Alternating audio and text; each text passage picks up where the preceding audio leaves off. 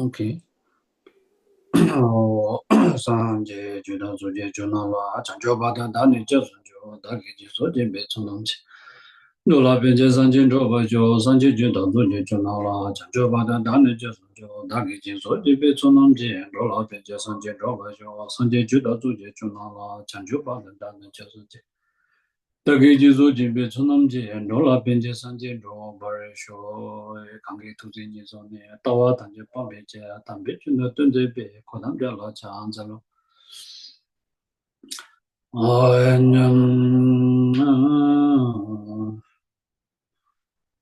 Niente Shawatsuna Kushini Jinji, Tize Kayinda, Andola Pemba Janala, Jinji, Ditun Zepanga, Kandayan, Dati Betuna Nabagunde, Nazo de Somba, Nidu Chanjus and Bezoje, Sanji Juno, Yumpia La Chanzalo. Masanjume Shira Paraji, Maje Magana Pimoni, Sozorari, Situ, Matu Sanjavi, Yola Chanzelo, Trinity, Lava, the Lara, Singleton by the Gindula Changal. Sanjay Zola Janzola, Choba Chula Chandola, Gindujola Jandola, Solata, the Chaja, Tanjo, Shinduku, Tani, Deba, with the Chudo Tebe, Chanza, Lo Chanze, Wada Chudi Shapata. Jizi Rambujizo, and Gawajo, the Vijays of Tanjo, Chanju. Oh, yeah. So, where are we now? We are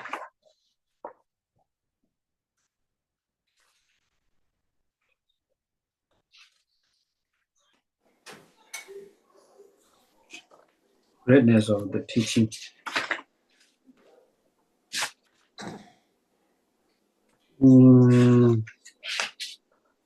How to listen to and explain the teaching, greatness of the teaching, greatness.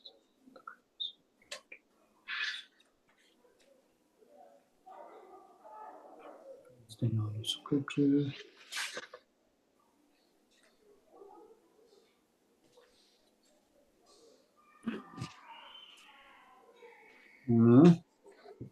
Maybe we'll see. Okay, greatness of the. So far we have done greatness of author and greatness of the teaching, and we are on the greatness of the teaching. From greatness of the teaching, we I think the greatness we are at this.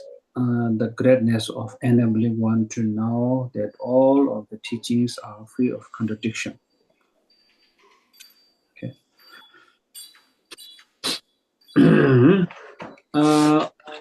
Shiva Damba Mujala Chida so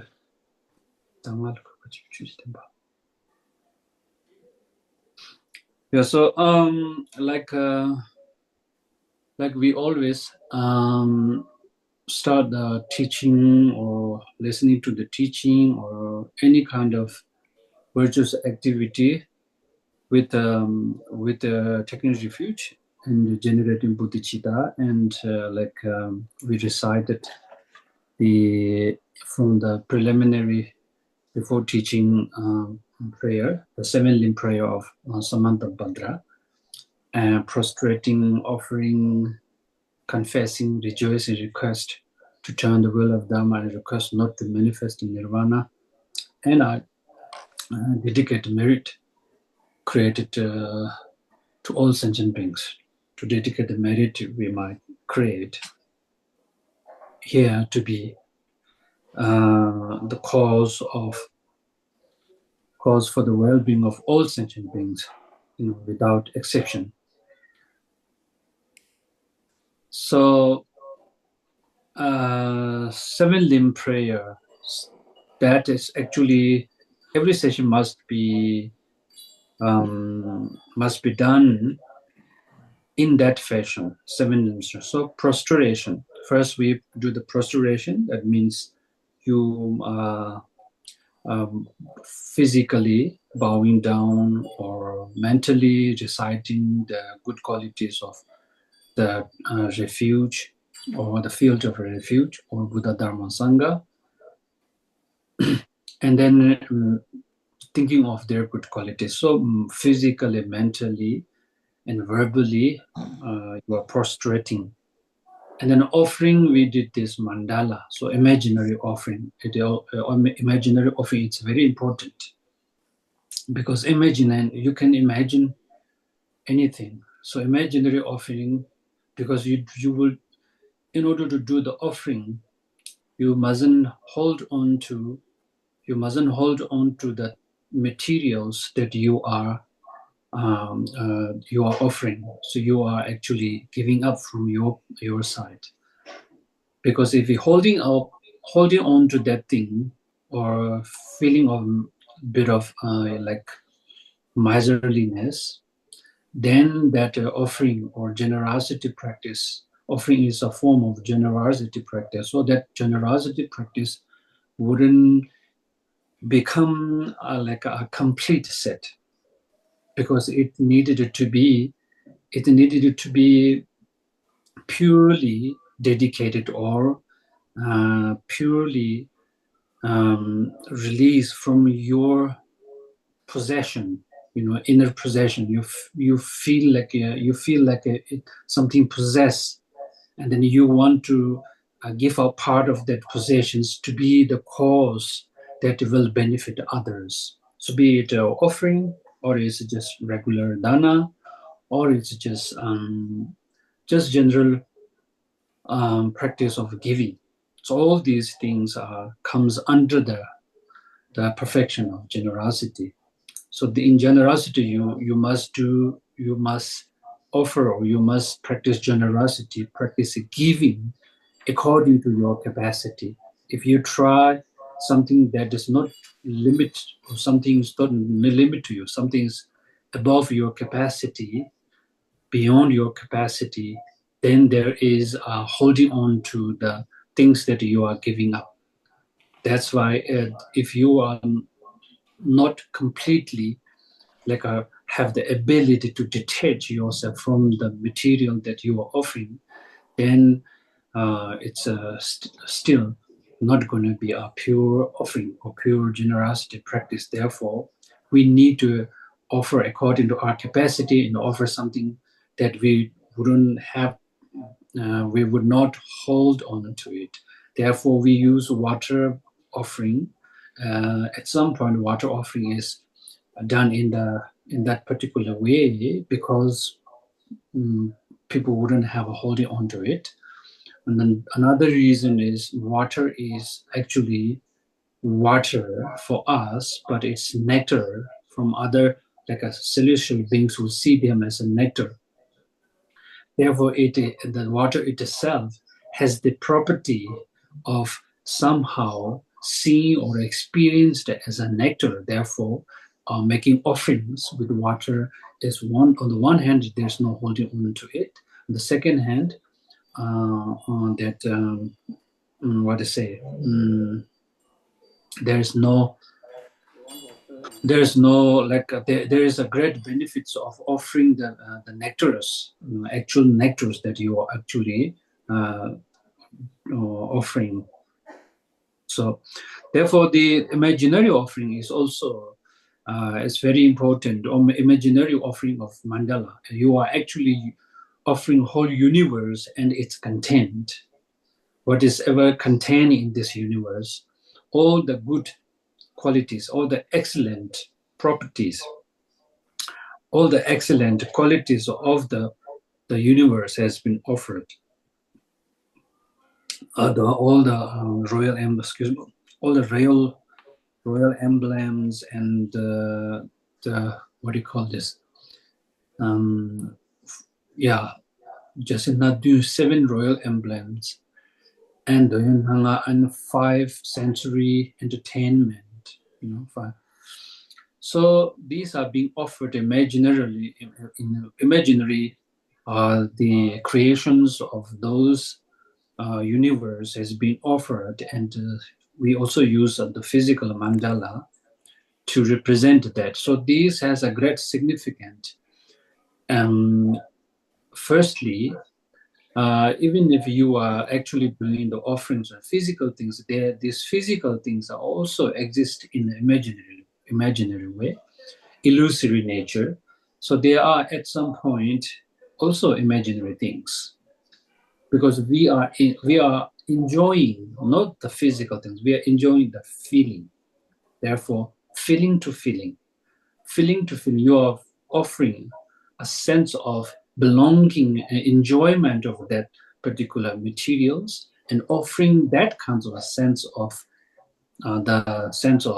entertaining your like how to say, senses, sensual pleasure or sensual enjoyment has been offered, and then that enjoyment has been reflected from the other sentient beings. So that's how you actually do an offering.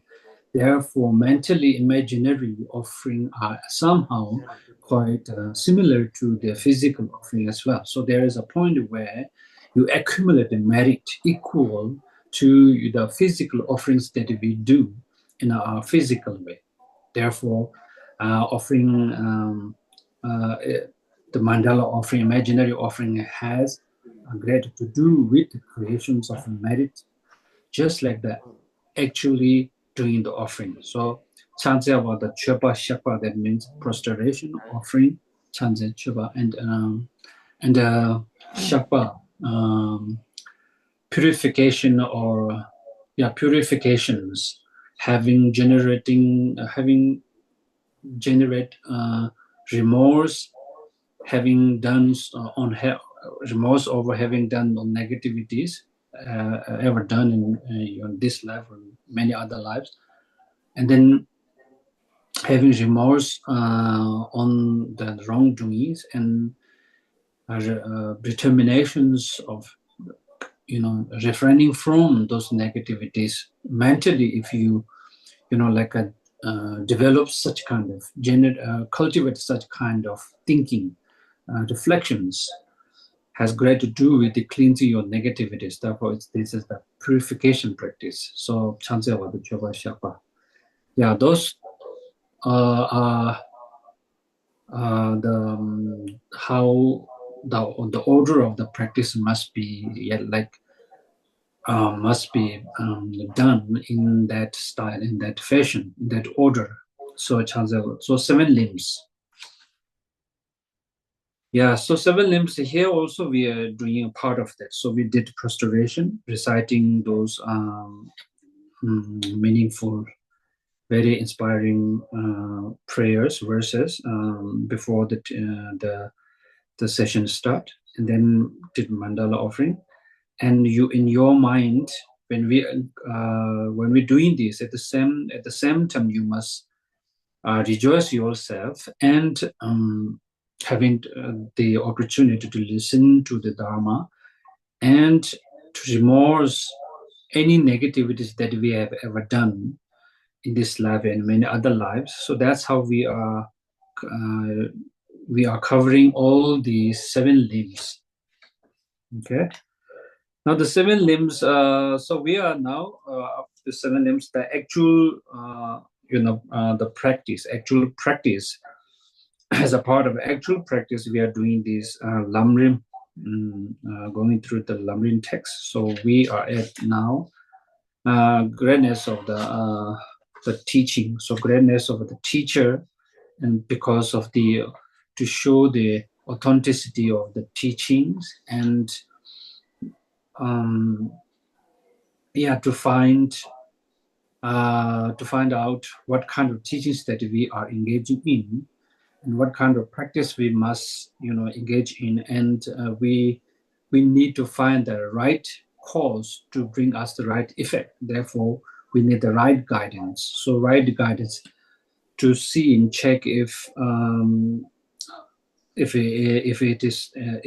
teachings were authentic, or is from the right teacher, coming from the right teacher, or it is of great source like Atisha himself, one who practiced those teachings and actualized, experientially seeing them, reaching that levels, reaching that paths, reaching that achievement, realizations, and through that, out of that realization, out of that experience, who are taught this teaching. So we are following one who is capable of doing the teachings in that particular way. So that's the one we are trying to find. That's why we are trying to find the right teacher. So the greatness of the teacher, and then greatness of the teaching itself. And the greatness of the teaching here is taught in three sections. How to listen to the now, how sorry. Greatness of the teaching is taught in 4, and the greatness of enabling one to know that all of teachings are free of contradiction. Scriptures are instruction. All the scriptures, all the let's say teaching are free of contradictions. Whichever teachings that you listen to, you will see those teachings are free from contradiction. Even if they appear to be contradictory, but they are not contradictory because different levels are taught different teachings, but they are very important at that point. At that point, the person receiving the teaching are only capable of receiving that particular teachings, and that particular teaching will then act as a cornerstone or the stepstone to receive the higher teaching. Therefore, the teachings, different teachings that appear to be a little bit different to what you are at, cannot be seen as somehow like useless for you, or seen as useless to the other, other sentient beings who are following with their capacity that is very compatible, very, suitable for their way of thinking or their level of thinking. Therefore, all the teaching must be cherished or respected, honored, revered as a great way to exit us from samsara, so to reach nirvana, a great path to nirvana. Therefore, any teaching you see, you won't see the contradiction. You only see they are all pointed or directing you to the one common goal, that is to reach to the nirvana or great nirvana. So that's free of contradiction. And then scriptures are instruction for practice. All the scriptures are meant to scriptures are instruction for practice. So all the scriptures are not just some of scriptures are like, maybe there could be a time when you will see some of scriptures are written, text are written based on some like a boasting about, bragging about your intellectual capacity or intellectual smart, genuine, in that type of thing, just showing your like an intellectual ability to, your knowledge about those things. So bragging about those knowledge, somehow you can see them as such, but they are not quite like that. And you will see all of these philosophical understanding, experiential understanding, and like a faith, all these kind of different types of teaching of scriptures are meant to actually get rid of negative afflictions that we are always being tortured by. We are always become victims of all kind of negativities. Those negativities are not just emotion. They are cognitive. They are more like a reasoning nature. They are more like a how to say, analytically you are discriminating the object or the person to you are experiencing those, the dangerous or whatever, the undesirable situations. So you are reacting to certain situations in incomplete information. So not having fully understood the situation, or not have the capacity to look at the situation that are not exactly like what your mind is actually telling you. There is whole different layers. there's a whole different sides of the story, side of the situation that are being looked over, that are being, that haven't and haven't been discovered yet. If uh, once you were able to discover the other side of the story, or other different side of different angles of that situation, then you are able to see things, situations in an entirely different way. So those information were completely shut down, and you are only picking up on only one particular angle and go blister, about that thing. And that's how you create attachment, that's how you create anger, that you create the ignorance about many things. So therefore, cultivating the right understanding, right view, will then enlighten you through that the ignorance, or through that misconception.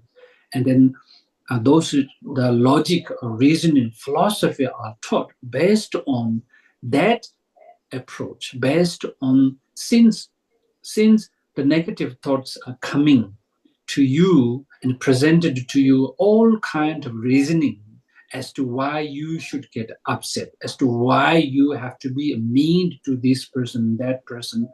And from a very superficial levels to the very, like a deepest level of misconceptions, there you are entangled yourself in these misconceptions, and layers and layers and layers of misconceptions. Therefore, understanding of those, enlighten yourself, or to unravel, or to discover, to dispel this ignorance, dispel this misconception, we need all means of understanding. Sometimes faith will work, sometimes faith wouldn't work, because mind based on reasoning. That's why, if unless until you see the reason, you won't accept those things, those understanding easily. Therefore, philosophical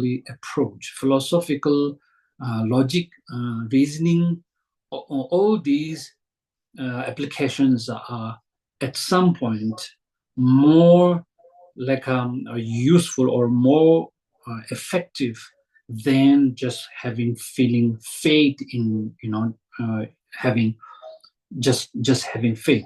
Let's say, so things like emptiness, the faith wouldn't work. Things like understandings of the empty nature, or the impermanent nature, and even the bodhicitta, generative bodhicitta, the mind needs reason. Why I need to be kind to others? What's the reason? He's being that these people's being mean to me. I has nothing to do with it. So mind comes with all kind of reasoning. And the bodhicitta, the cultivation of bodhicitta is based on reasoning as to why you should be kind to them, for your own benefit, or how you are being connected, or how you are being involved with other people's, other sentient beings suffering, and why you have to take the responsibility for to protect them from suffering, from their danger. And there are lots of reasons like you are being born in samsara for many lifetimes, millions of lifetimes. They have once been your, not just once, they have been your mother, your father, your protector, and they actually sacrificed their lives for many lifetimes to protect you from some dangers. And on this lifetime, you are, of course, um, um, it is your time to pay back, or to reciprocal, the kindness that you must pay to them, as they sacrifice many life for you. But this life, if you are not able to do little things that will help sentient beings. So these kind of reasoning, lots of reasoning and reasoning, eventually the mind will come to a point that, oh, I am so, I must do something for the old saints, because they are such a grateful. They have saved my life for many lifetimes. They fed me. Um, There being once my mother, and there being my caregiver or kinsmanship. So all kind of these positive thoughts are based on realistical, approach. All these things need to be considered, needs to be reflected on, and then the mind will come to a point where the compassion become very comfortable. Then through the applications of that oftenly, then the mind will eventually be able to generate compassion, like we generate anger. Once you see sentient beings, something they did something wrong, you get angry easily. The anger or attachment is the testimony as to how the mind could actually generate those emotions, those like a attitude. Because attachment, anger, those are based on baseless, premises. Since these thoughts, these reflection, this understanding based on baseless premises, since they have this ability to create such kind of the emotion or attitude that it comes naturally, then those that are based on the reasoning, the valid reasoning, valid understanding, valid phenomena, of course they have the ability to bring such kind of natural thinking like anger and attachment.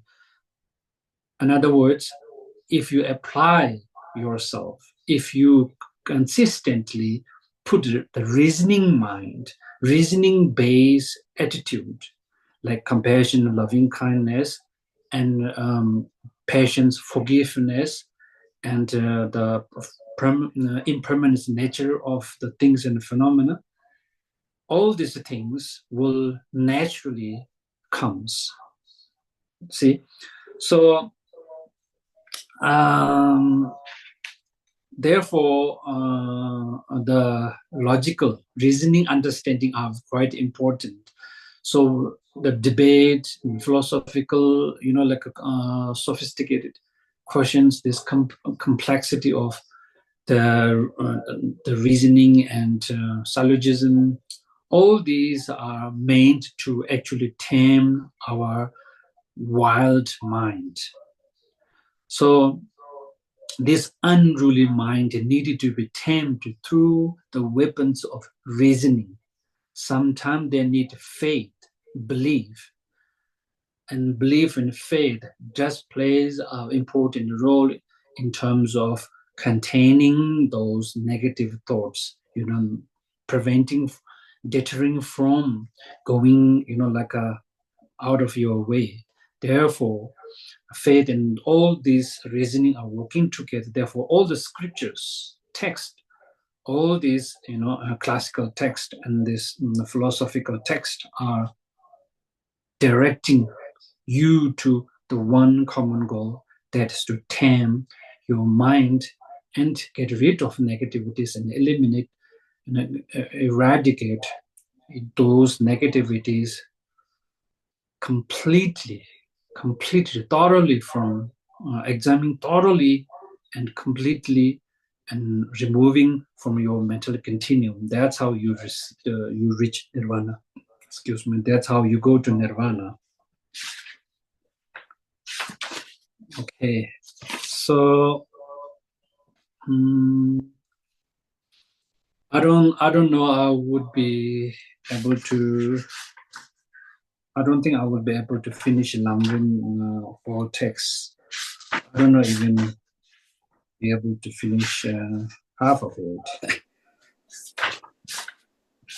But anyway, what I'm going to do is maybe this, maybe one or two, maybe one or two session. Yeah, maybe I wouldn't be able to continue doing whole this month and the year, but because of some because there's new teachers coming, because I'm also have another commitment. I wouldn't be able to continue. Maybe next Saturday will be my last the Dharma teachings. So therefore, I try to cover the overall Lamrim understanding.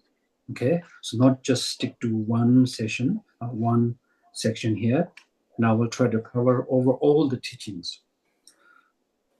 So Lamrim teaches that greatness of teaching and how to listen to, or to the explain, how to listen to and explain the teachings, and then rely on the teacher. First thing, the actual teaching, greatness of teaching, greatness of the teacher, greatness of the how to listen to the teaching and how to explain the teaching. So these are basically the general preparations for you to listen to Lamrim. But the actual teaching starts from the rely on the teacher. So rely on the teacher. The actual teaching starts from relying on the teacher. Rely on the teacher, or it can be associated with the Guru Yoga as well. So that's the Guru Yoga is more like a tantra in the teaching. Let's say that this Guru Yoga or rely on teachings, rely on teacher is somehow very important. Rely on a teacher. Maybe we can, rely on teacher.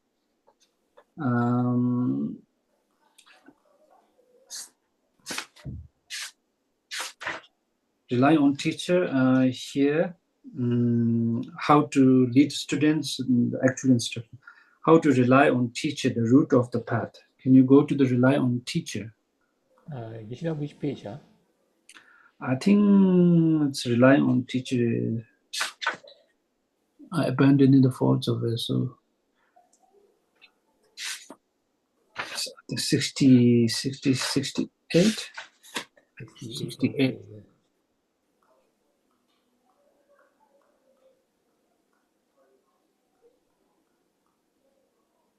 Yeah. Yes. Rely on teacher. Yeah. Rely on teacher. Yeah. How to rely on teacher, the root of the path, right? The root of the path. Yeah. How to rely on the teacher, the root of the path.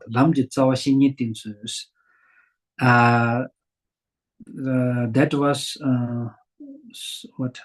a somewhat elaborate explanation of developing certain knowledge, the defining characteristic of teacher be relied on.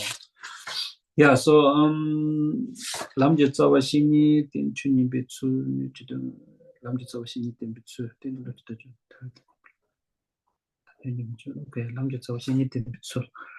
So yeah, rely on, how to rely on the teacher. Somewhat as a somewhat elaborate explanation develop certain knowledge. Okay, the defining characteristics of teacher to be relied upon. The defining characteristics of the students who rely upon a teacher. How the students rely upon a teacher. Okay, so the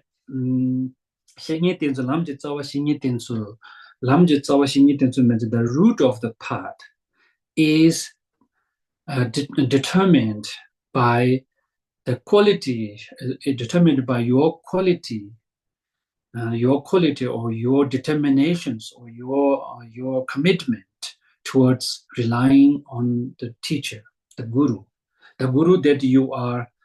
The teach and the Lamrim teaching starts from this rely on the teaching, rely on the teacher, how to actually you honor your teacher or honor your guru, how you are dedicated, how you are like the level of your commitment towards your guru. This is taught because of your own benefit at some point, but you need to understand. People have lots of misconceptions around this. Because of the teacher, you receive teachings. There's no physical Buddha can be seen. So these great Buddhas and deities, yes, they are so powerful and they are so compassionate. But the physical form, in the physical form, your guru is the one who actually give the teachings, or you actually receive the teachings. Teaching, make the teaching alive, make your teaching useful in your day-to-day life. And that guidance is actually kept alive from that guru, from that teacher. Therefore, listening to their teaching, listening to their, you are listening to that guidance, and you will eventually be able to make out of samsara.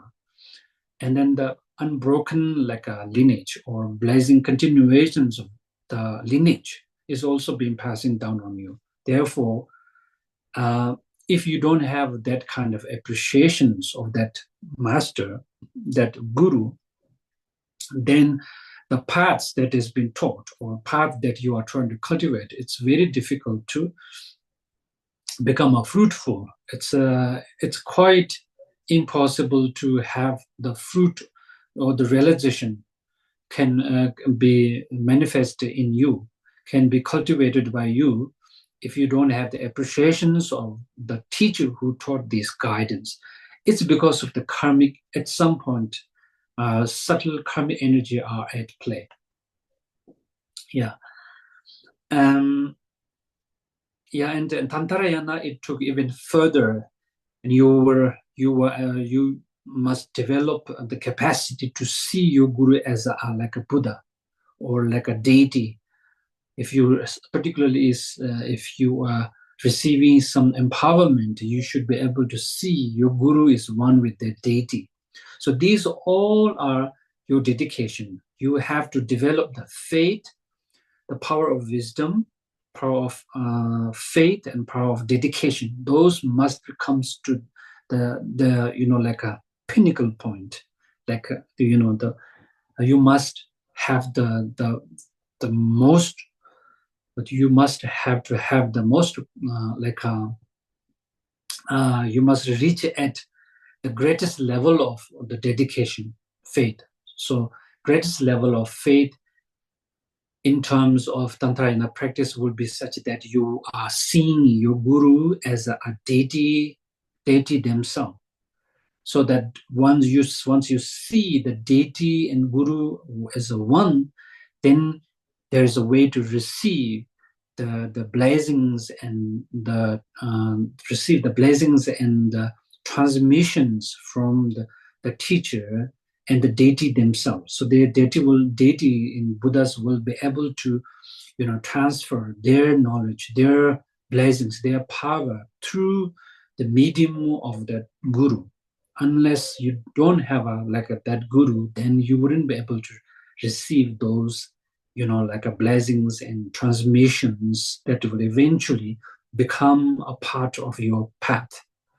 That's therefore, since you need that kind of height of faith and height of that wisdom, seeing the emptiness, using your subtle mind, these are since plays a very important role in accessing, in terms of in help you access the subtle nature of the mind and to reach the great enlightenment swiftly. So you also need the means or the tools to achieve it needed to be, and comparable to the swiftness of the result that you are attaining. Therefore, the strong faith and strong, sense of dedication and commitments are very important. Therefore, these Shinyitins who rely on the gurus are quite important. And then you have to examine before you actually accept the teacher or whoever that you want to see them as a guru, as a Buddha, as a one with the Buddha or deities. You must examine them.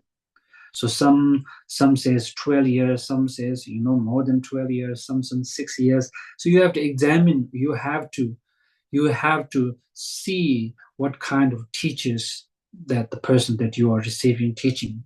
And once you reach a point where you will see the teacher is qualified as like a good human being, at least good human being, kind-hearted and well-spoken, or like a really cherishing the teaching and cherishing the students. And then if you build that connection, you see that quality, and then you can carry on seeing them as a like decided to take them as your guru, and then seeing them as a one with the Buddha or deity.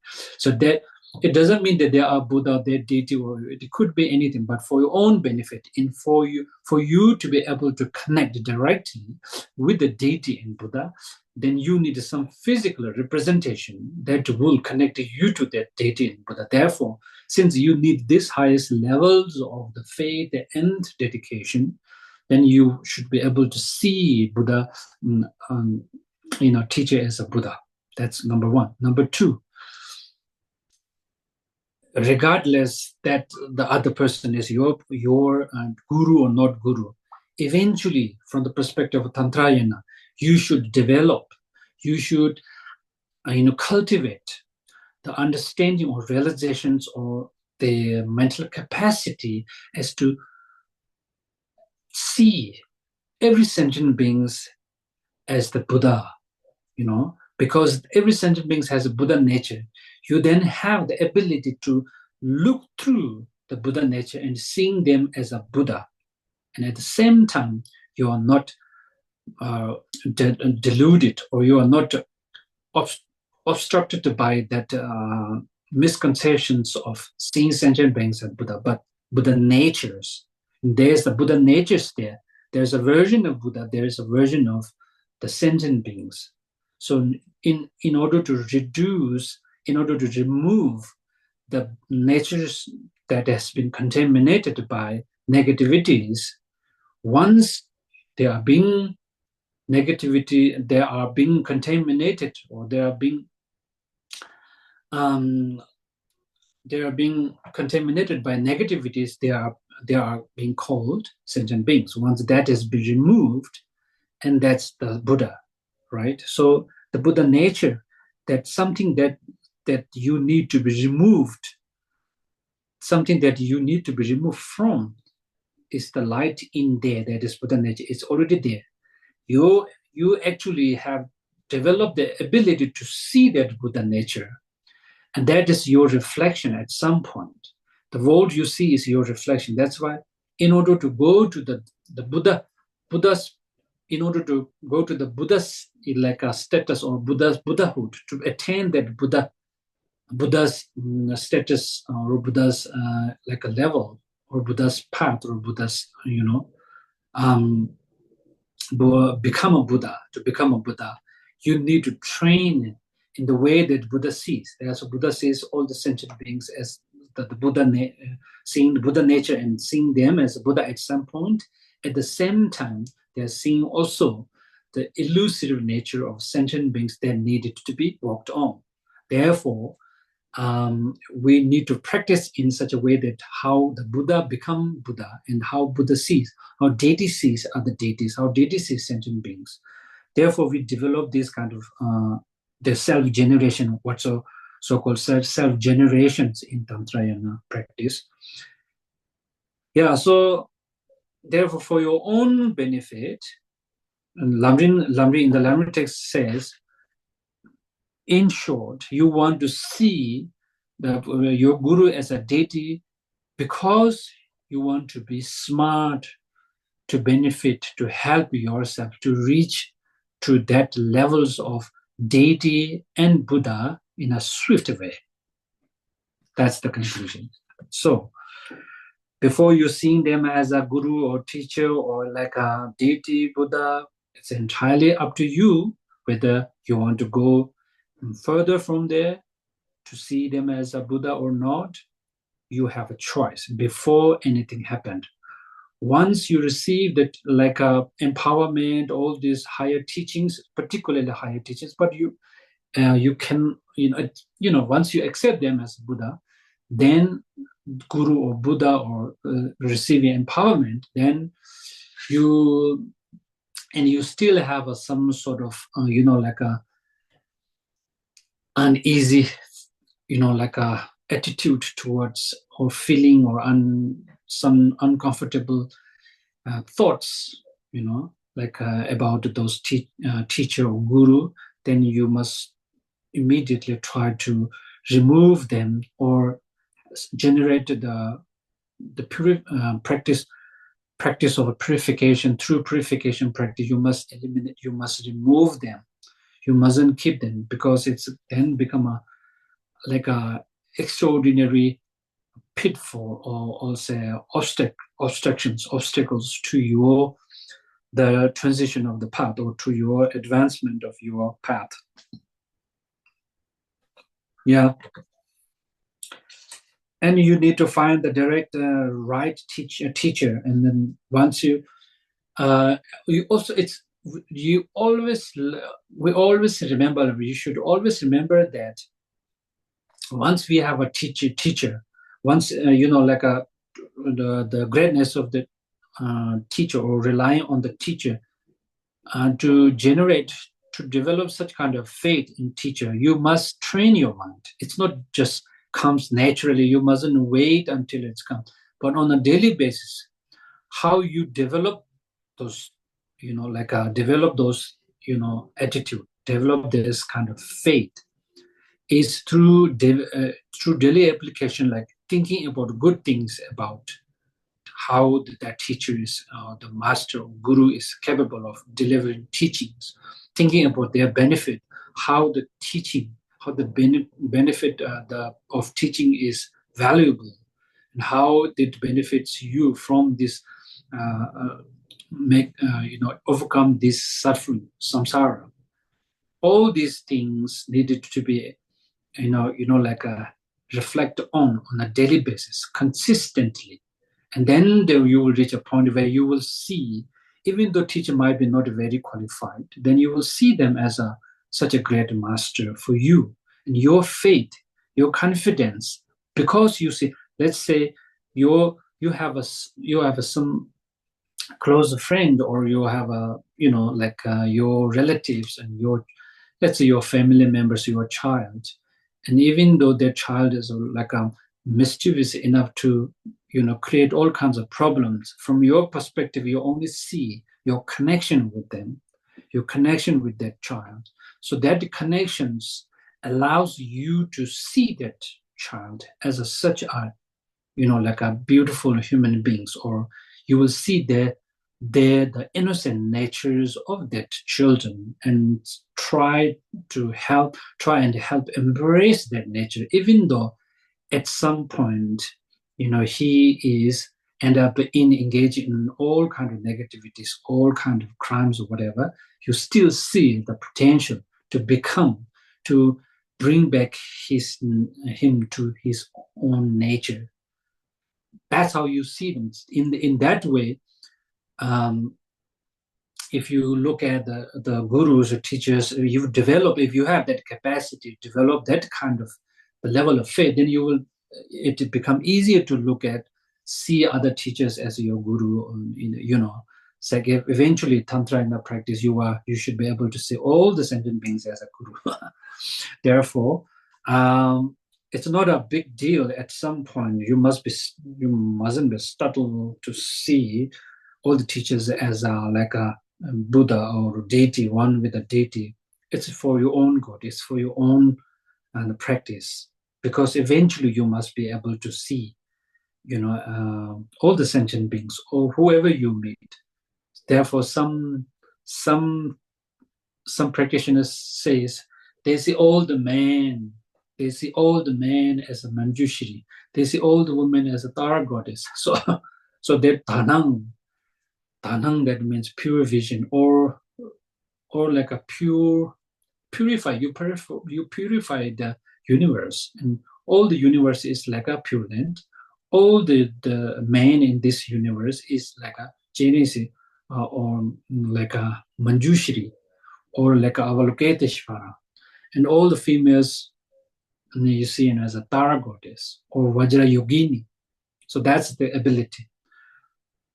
But when you treat that the Tara or Yogini, with well, however you treat them, there you are also treating the sentient beings that are become other side of the coin as well. So so it's a complicated practice. So that's how you rely on the teacher is being taught, and that's how it is important, as Lamrim also incorporated with a little bit of tantra in the practice. It use the rely on the teacher as the first one, right? At first, many other teachings rely on the teacher is not the first one. It's not put on the first. Doesn't comes at the top or first. It teaching mostly start with the understanding of the impermanent nature of life and the universe, or the impermanent nature of things and phenomena. So teaching mainly starts from there. But here Lamrim starts from Shinite to rely upon the great teacher, or that is the root of the path, because that's how Tantrayana has been taught, and that's how Sutrayana that are become like a contributory factors, become preliminary to the Tantrayana teaching, needs to be taught in that way to point you, to guide you through to the ultimate teaching. So when you see the Tantrayana as the ultimate teaching, it's not, we're not saying that you become a monk and then eventually learn how practice Lam Rim and then become, have a concept. That's not the point. Point is the Tantrayana teaching is not just, like a understood in having concept. The Tantrayana is the practice of Tantrayana is to access the subtle mind. For that, you can use concept or whatever the things that is being taught in the text. So for that, in order to access that, the subtle mind or primordial wisdom, you can use all kind of means that has been taught in the text. So through that primordial wisdom, you will, once you have access to primordial wisdom or subtle mind, the most subtle mind, then you will play with that mind, and you will able to utilize those subtle mind to see the emptiness. And once the subtle mind see the emptiness, then that is like an atomic bomb that is so powerful that it will destroy the misconceptions that are like a latent propensity, or the mental imprints, even not only the gross levels of the misconception, but mental imprints to the mental latent propensity of the mental predispositions are being eradicated, being wiped out through that, by using the subtle mind, primordial wisdom, by discovering, by accessing that subtle mind. Therefore, in order to attain that, the actualizations of the subtle mind, all these preliminary teachings are actually pointing you or pushing you, guiding you through to that goal. Okay. Okay, let me take some questions here.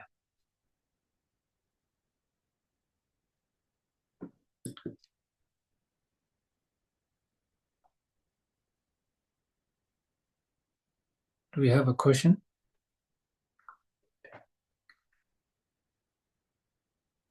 Or any questions? Yeshila is here to take your questions.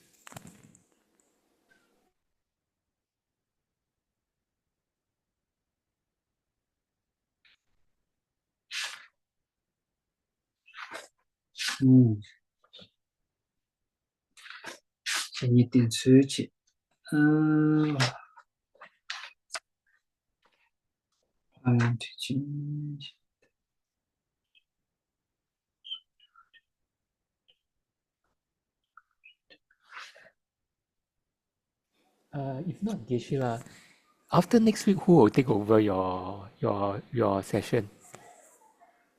Sorry? After next week, who will take over your teaching? After next week, okay, next week. After next week, I don't know who's going to take over. Oh, okay. Take other geshes coming to Malaysia, I think in May. So you might have a little bit of gap between, like maybe 1 month gap. Oh, okay. Okay. But you do have teachings in Chinese, right? Oh, yes, we do have the Tuesday teaching. Geshe Pandin. Yes. Yes, yeah. So yeah, we'll carry. You can carry on with the Chinese people. All of you guys understand Chinese, right? Some, to some extent, some of us we're a bit more English background, right? Probably our Chinese is not so good because in Singapore it's different. Singapore, Malaysia, sometimes English is more important. So actually, we are more conversant in English than Chinese, especially Okay. towards the end part for emptiness, right? Using logic, right? I don't think I can use Chinese to do logic. I can use English for logic reasoning, but Chinese is a bit difficult. Okay. Okay. So I will see. This next Saturday, and we'll see if I can do, next Saturday and the following Saturday as well. I won't be able to do after the following Saturday. If I can do, I can probably do it the following Saturday. So next Saturday and following Saturday could be the last. But the other I will talk. Let me speak to the other Geshe going there. Maybe he can take over. Okay. He can do it from Zoom, and also I'll talk to Gungala Okay, sure. about that as well. So yeah, I will speak to other Geshes. Okay. So any other question? Geshe-la, can you hear me? Yes, Yeah. please. Geshe-la, I would like to, could you please elaborate more on seeing your guru as a Buddha, how you develop it, and at the same time we talk about seeing, I think it's a Nyingma, they always say that seeing the male as Avalokiteshvara and the female as Tara or something like that. Then at the same time you see that there's an illusory nature in them, and that part I don't quite really understand. So could you please elaborate on that? Thank you. Yes. It's like it's a practice, actually, the practice. So let's say every sentient beings have a different angles to look at. Let's say you have a daughter, and that daughter is your daughter, but that daughter is somebody else's mother. There's a mother nature. That daughter, same daughter, someone else sees as like an enemy. You see, so someone else can see them as like a business person or their teacher or all kind of things. One sentient beings could have a different multiple, like a version of them. Therefore, we do have that Buddha nature. So actually accessing that Buddha nature, looking sentient beings from that Buddha nature. So let's say the water. Water is seen as a water from our perspective, but deities or the celestial beings see them as a nectar. And then the sentient beings from like a Yida or hungry ghosts, they will see water as a pus and blood. So this nature is there, and you will actually embracing that nature. And that's one thing. Another thing is, it's seeing all the male as Avalokiteshvara or Manjushri, or all the females as Tara goddess is also your practice. It's your practice. You are actually enjoying the how to say, the Pure Land. You creating your own Pure Land. You see yourself as a deity, and you see all of other sentient beings as a deity. So that is at some point different levels of practice. You were able to access that kind of deity nature. You become deity, and you see everyone as a deity, right? But it's like how to say, double consciousness. You're also seeing other side of the sentient beings, dealing with sentient beings. So it's that is through understanding of Tantrayana. Like, let's say, not only just that male or female, there will be a time when you see even the bricks are deity, become a deity. See, everything you see as a deity. So you are not becoming crazy. It's because of you generate them through the meditation and through accessing some subtle mind. You are able to manage, you are able to navigate from both worlds. So it's like that. I hope it makes sense. So once you see, let's say, when I see someone here as a deity or like Avalokiteshvara, or that doesn't mean that he's become Avalokiteshvara or something, but from your projection, you see the deity instead of sentient beings at some point. It's your creation. You must create those things, and you must relate to sentient beings through that way. Because when you become Buddha, you become Buddha in the Pure Land. Your Pure Land is not necessarily out there somewhere. Your Pure Land is in you, right? You become your world. So you're like the practitioners will see other practitioners Pure Land like through the glass shield. But there's a glass, through glass door, you see what is there inside the house. Just like that, one practitioner sees other practitioners of Pure Land, Pure Land through glass, like through glass. You will see the other practitioners of Pure Land through the contaminated body. So you are building actually a universe on your own with using your inner energy, inner how to say, the subtle energy. Your subtle energy, inside your subtle energy, you become a Buddha, you become a deity, and you see all others like a deity. But there is also versions of sentient beings who are still in samsara, and you're dealing with them through that by seeing them, the version of deity.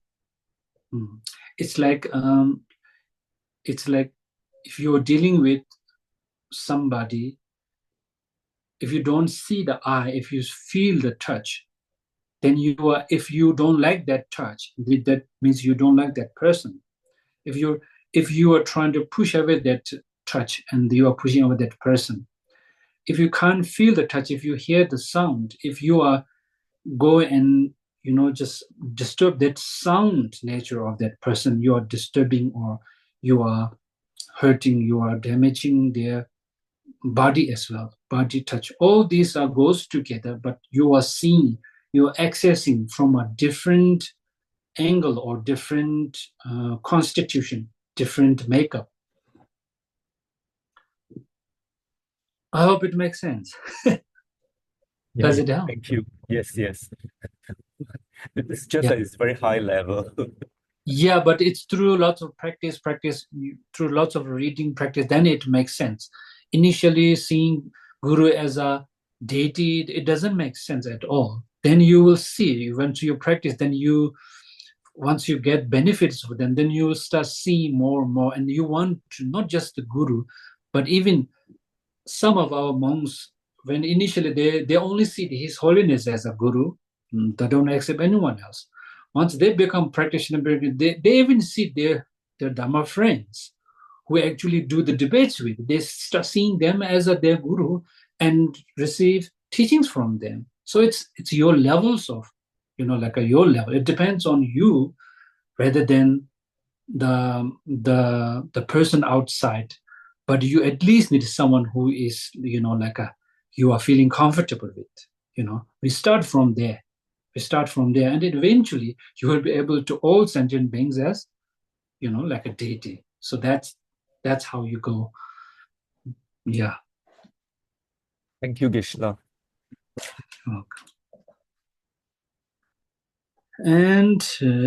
Okay. And that's how you rely on the teaching. And once you accept them as a teacher, a guru, in that way, they see deity. And then after that, if you, if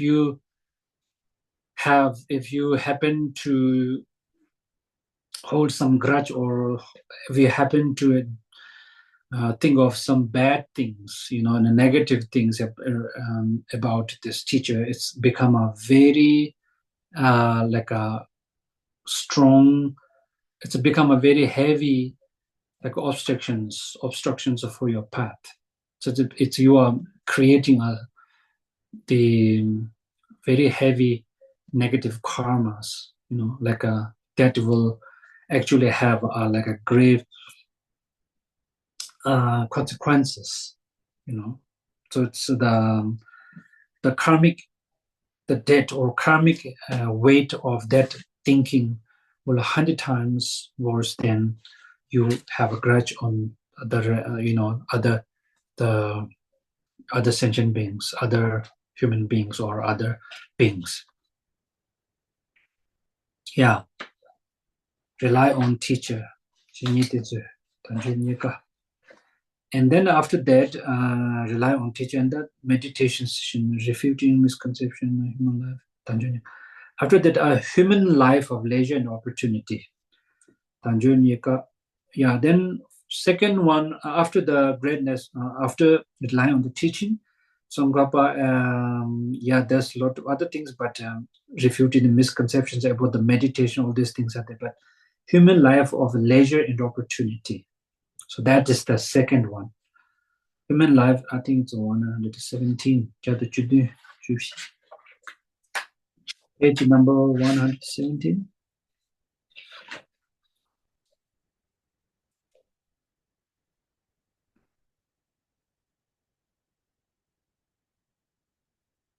Yeah.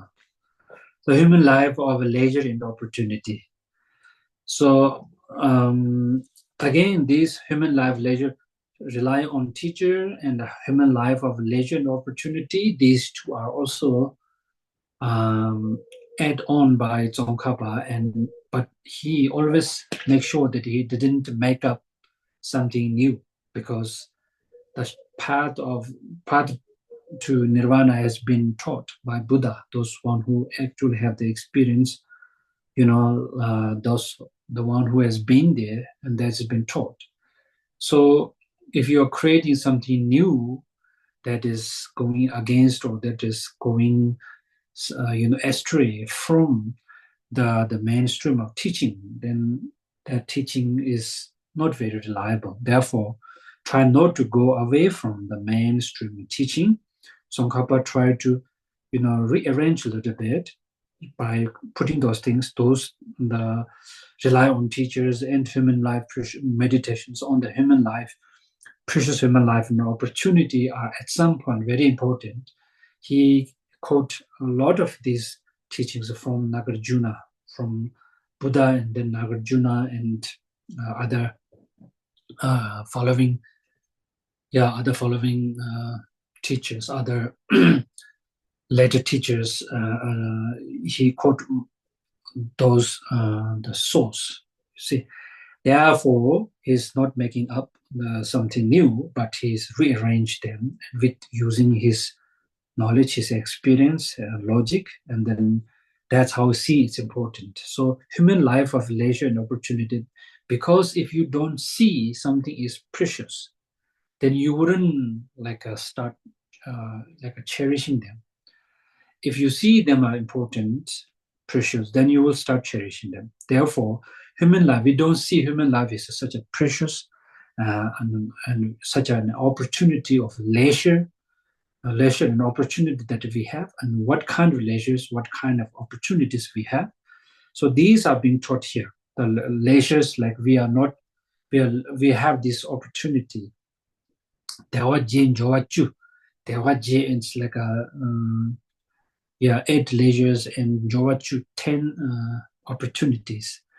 So it's mainly like we're not like a animal. We are not born as animal realms, and then we are not being born as like a long life, like a deities who, like they are actually live too long and too busy with their mundane things, and then not like a hell realms. And in terms of a human, we are not born as some of those who are not capable of understanding Dharma. We are capable of understanding something. Therefore, we have this mental ability to understand Dharma. And then there is a Buddha appeared, and all the teachings are passing down. These are our opportunities. And these are also opportunities. Leisure means we are, because of these sufferings of those, lower realms or miserable the realms, we are free of those sufferings. Therefore, we have this leisure. Otherwise, let's say if you were in animal realm, they were busy with their hunting, or they don't have this opportunity. In most of them are always suffering. Therefore, we are free of those. It's like we are about to take a birth, and then at some point, what if you actually been born in the animal realm or hungry ghost realm? Then you wouldn't have the opportunity to practice the Dharma. You only be busy with your life of like dangers and the sufferings. Animals are being always under the dangers of their so-called predator, or the other animals that feed on them. So these suffering, they don't have time and they don't have the capacity to understand Dharma. So we are free of these kind of obstacles. Yeah, so you can go through those Dawaji, Jowachu, 8 leisures and 10 virtues, and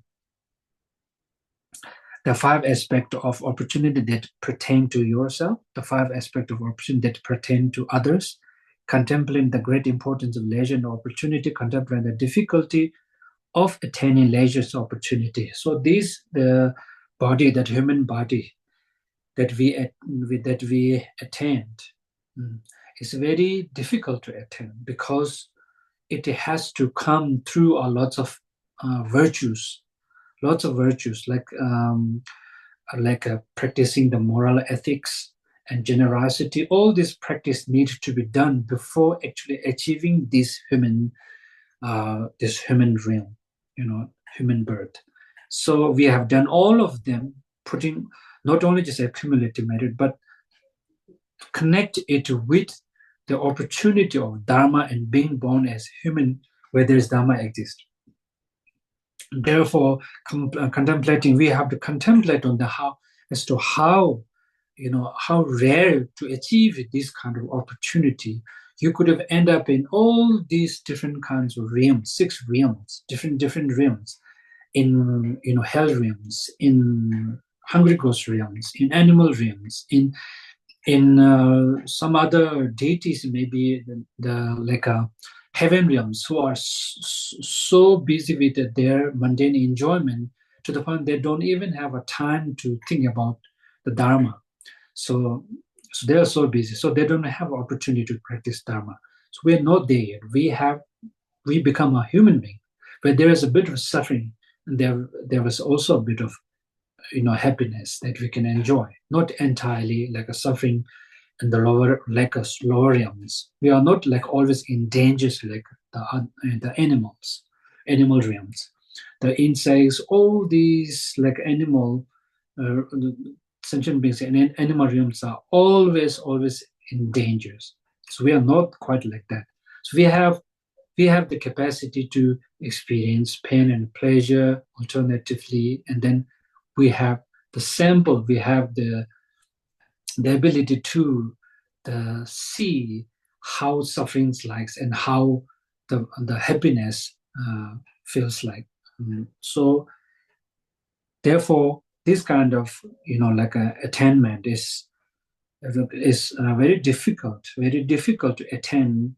It is also given the by example of this total actually fit in some of this the whole in a blog that that sometimes he happened to make that into that whole for after like a millions of years or some that's the kind of the mythical story.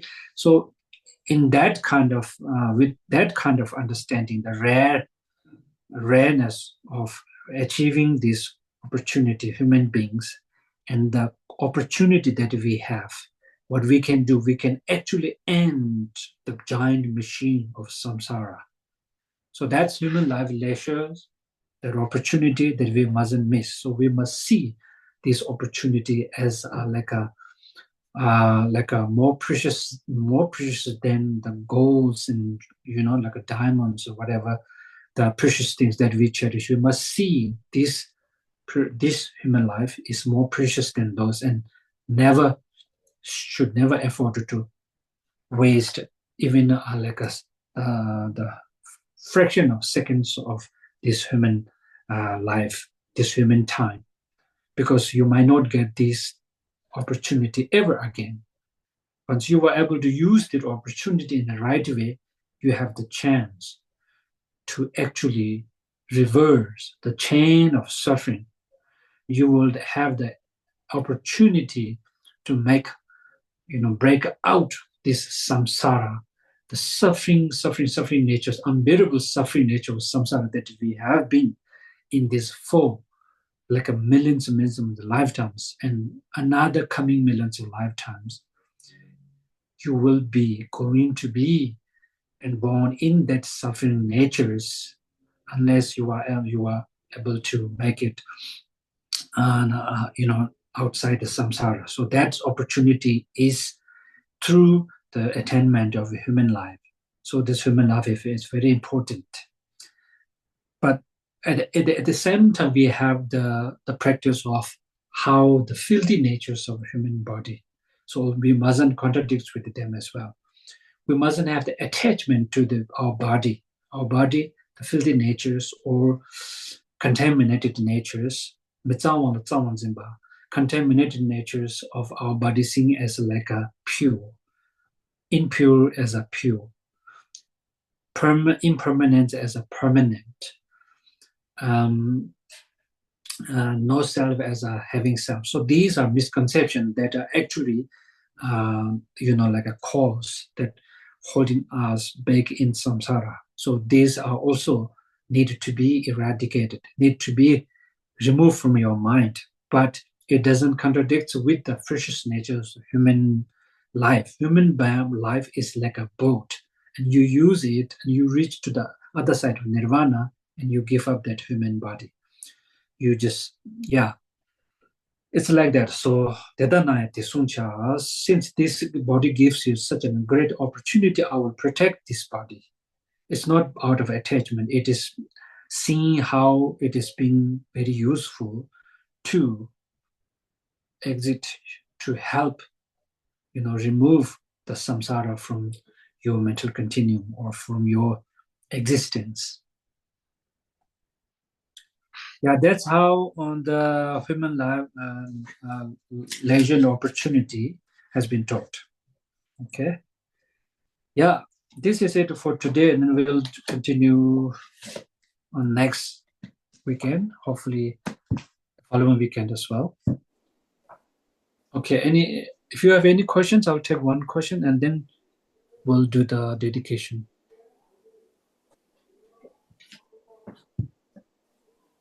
Okay, any questions? Okay, Sheila?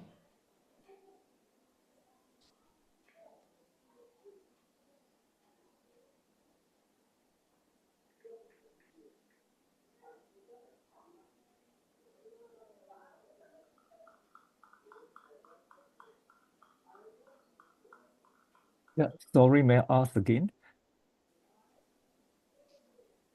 Yeah, sure. It is said that it takes a lot of merits to get a human rebirth, and it is actually say that it's a lot. But is there any example that uh, we can think of so that we can have a um, more concrete idea of how much it takes? Because you say maybe we need to beside all these merits, we need to practice 6 parameters, so on and so forth. So how great it is that we need to accumulate such merits so that we can appreciate this life even better. Mm. So yeah, practice actually depends. Any practice you can do. Let's say if you are undertaking these like a like a basic vows, like not killing, not stealing. Those are also very important, because in order to go to human realm, it's like a happy realm, right? Suffering realm and the happy realm, lower realm, the higher realm. In order to, in general, go to a higher realm, it needs to be created by the practice like the practice like not killing, not stealing, because these not killing, not stealings, and the nine, what do you call it, Megawatu, 10 non-virtues, avoiding 10 non-virtues. These are the main practice that is that will have the that will actually become the cause to you know help you to take rebirth in like a higher realm. So in order to make sure this is go to the cause of becoming like a human beings, realm of to reborn and human realms, and to meet with Dharma, your prayer, your wishing, your prayers will make that connection. You create some good like a virtues, not stealing, not killing. Those virtues or those observing those kind of like a precepts or those vows, keeping those vows. Let's say you are not killing anybody all your life. There is a difference between, you know, pledging yourself or keeping that promise, keeping that kind of, like a commitment not to kill intentionally. You generate that. There's a great significance in terms of creating karma.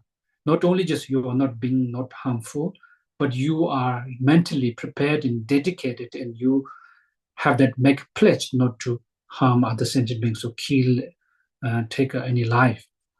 So these are creating like a condition as to you will born in there is a less killing. So like realm, like always taking life, it's more in the hell realm, and then the hungry goes realm, and then animal realm. So that not killing precepts or not killing vows, that your commitment will create energy that will actually help you to take birth in their place where the killing is less than other realms, right? That's how it works. So observing these 10 avoiding these 10 non-virtues, practicing the 10 virtues act, those are like a need to be like a daily practice. And these are some of those uh, help you to reborn in human realms, all the higher realms. So that doesn't mean that everyone has to become a Buddhist. But let's say someone doesn't practice any of those, but be very nice, very kind whole life. There is a chance they will be born in heaven realms. But somehow some connection, because of some prayers, they might be born in human beings as well. But whether or not they're going to meet with the right teachers and Dharma, it depends. If they don't have a connection, you then make connection through prayers or through wishing the Dharma to be, available for you in many lifetimes. You dedicate your prayers to meet with these teachers and Dharma, so that prayers make this connection. So just to accumulate good merits, it doesn't have to be a Buddhist. Let's say the dog who are like enjoying like a luxury life, no suffering at all during this life. So animal realms, but the karmic that is propelling you in particular realms, and the karmic energy or karmic energy that propels you to certain realms, and karmic energy that you will be enjoying in that realm are two different. So that karma that propels you has been negative. That's why that dog born in the animal realms where they can't see the dharma, or they don't understand the dharma. They don't have the capacity, ability to, the practice the path. But their life is so smooth, and their life is free of all kinds of sufferings. That they enjoy life like a really sometime much better than humans, or other beings. But this is because of the enjoyment that they're experiencing is mainly due to the karma that has been ripened. That could be from the good deeds they have done in many other lifetimes. All these things can ripe into the dog's realm. That is the happiness that he enjoys in the dog's realm. Yeah. Does it help? Like mainly practicing the avoiding the non-virtues, practicing the precepts, like a like a intentionally, purposely taking those precepts are very important on your daily basis, like not killing, not stealing, not sexual misconduct, not using harsh word, not holding grudge on somebody, and like not holding on wrong view. All these are like observing them on a daily basis. If you're not doing those practices, you are being rude, harming others. These are the causes that are going to propel you in the suffering realms, like animal realms and hungry ghost realms and other realms. Yeah, that should be the daily practice. Thank you, Vishnu. Okay. Okay. Yeah, let's do the dedication. It's already 9:30. Okay, I'll proceed to the dedication. Prayers after teachings. Mandala offering. This ground is anointed with perfume, strewn with flowers, Mount Meru, the four continents, sun and moon. Visualizing it as a Buddha figure, I offer it so that all beings may enjoy this pure realm. Idam Guru Ratna Mandala Klamniya Tayami. In the snowy mountain paradise, you are the source of good and happiness. Powerful Tenzin Gyatso Chenrezi, may you stay until samsara ends. Praying for teachers' perfect health, praying for teachers' ageless life, praying that their works will grow and spread. Bless me never to part from them. Due to this merit, may I soon attain the aesthetic of Guru Buddha, so that I may be able to bring all beings within very nice state. May the precious Buddhi mind not upon a rise low, may that bond of no decline be increased or more. Just as blessed Buddha past the delegate, just as blessed Buddha present delegate, just as blessed Buddha future delegate, humbly learn from the delegate likewise. Just where supreme precious Dharma has not spread, or has spread but then declined, by believing that treasure of happiness and benefit will mind deeply moved by great compassion.